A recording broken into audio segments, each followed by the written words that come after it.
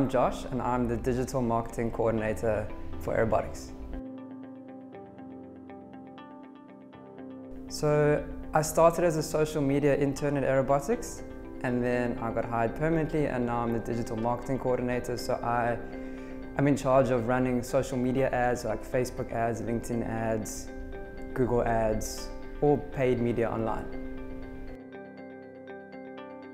I joined Aerobotics on the 1st of May. So before joining the A team, I've worked in customer service, online reporting and analytics company. And then I was also freelancing, running social media platforms for a whole bunch of different clients, from restaurants to lighting companies.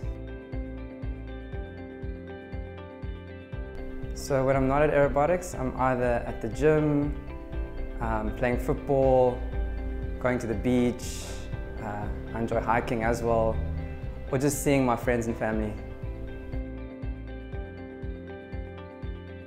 So the first thing I do when I get into the office is I boil the kettle and have my first cup of green tea for the day. I think if I could have lunch with one person, it would be Will Ferrell. I think I like all his movies and I think it would be a pretty fun lunch to have.